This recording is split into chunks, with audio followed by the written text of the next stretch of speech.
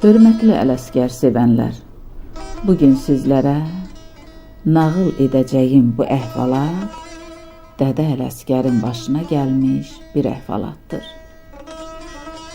Ot biçininin vaxtı imiş.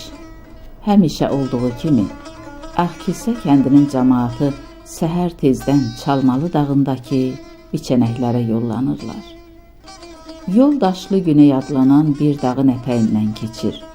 Bu dağa ona görə Daşlı Güney deyirlər ki, burada sıldırım qayalar üst-üstə qalaqlanıb, yerin üstünün çox hissəsini daş örtür. Yağışın, qarın, şaxtanın, günəşin təsirindənmi, yoxsa zəlzələdənmi 2 ildə bir, 3 ildə bir bu dağın qayalarından daş qopub aşağı hellənir. Cəmaat işə gedən vaxtı elə olur ki, biri lap gecədən yola düşür, biri gün çıxandan sonra. Eləsi də var ki, əlinə başqa iş dolaşdığına görə xeyli gecikir. Xülasə, dağa biçinə gedəndə də adamlar 3-1, 5-1 yol yoldaş olurlar. 4-5 adam gəlib Daşlı Güneyin döngəsinə çatanda görürlər ki, yuxarıdan bir böyük daş qopub, gəlib yolun ortasında dayanır. Daş elə düşüb ki, araba keçəsi deyil. Bunlar istəyirlər ki, daşı helləyib yoldan çıxarsınlar.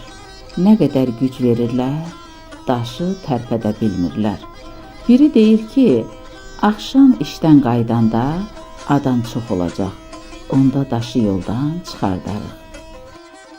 Cəmaat axşam işdən qaydanda gəlib görürlər ki, daşı yolun alt tərəfinə çıxarıblar. O ondan soruşur, bu ondan soruşur ki, daşı yoldan kimlər çıxarıb? Gördüm deyən olmur. Deyirlər ki, bəlkə yola daş düşdüyünü kimsə kəndə xəbər verib, kənddən gəlib çıxarıblar. Cəmaat kəndə gələndə də soraqlaşırlar, yenə bir şey öyrənə bilmirlər.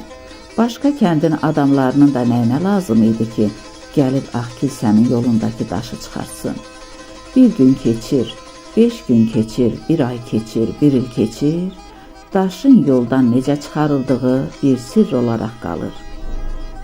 Aşıq Ələsgər vəfat elədiyi günün axşamı duadan, Qurandan sonra rəhmətli Şükür kişi üzünü hüzür yerinə toplaşanlara tutub deyir: Yaxşı vaxtında deyirsən, bəs indiyə qədər dilin necə olmuşdu?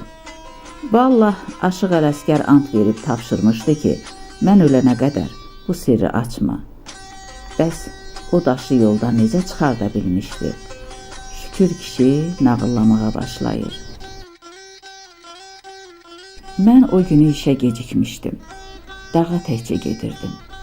Daşlı Güneyin ayağındakı döngəyə çatanda gördüm ki, Aşıq Ələsgər qollarını çirmələyib çayda əl-üzünü yuyur. Fikirləşdim ki, tələsik işə getdiyi yerdə, yol üstündə bu yuyunmaq nədir? Özümü görsətmədim. Bir daşa daldalandım, dedim görüm bu nə işdir? Sonra gördüm ki, başladı düzəmərli namaz qılmağa. Genə təəccübləndim ki, öğlə namaz qılıb gəlib, bu nə vaxtın namazıdır? Namazı qurtarandan sonra gəlib yoldakı həmən daşın arxasında yönü qıblaya düz dayandı. Əlinin hərəkətindən, dodaqlarının tərpənməsindən bildim ki, dua oxuyur. Duvanı qurtarandan sonra əyildi, döşünü verdi daşa. Başa düşdüm ki, daşı helləmək istəyir. Tez yanına yürüdüm ki, kömək eləyim. Mən çatana qədər daşı 2 təkanla yoldan çıxartdı. Elə bil ki, bu daş döyülmüş, saman çuvalıymış. Qəddini düzəldəndə çatdım. Səlam əleyküm, əleykümə salam. Ələsgər əmi, bu kömək işidir. Özünü niyə zora salırsan? Oğul, köməyin var idi. Səndən bircə təvəqqam odur ki, gördüyünü mən ölənə qədər dilindən qaçırmayasan. Mən bu sirri saxlayacağıma and içdim. Odur ki, bu günə qədər heç bir söz deməmişəm. Şükür əziz oğlu.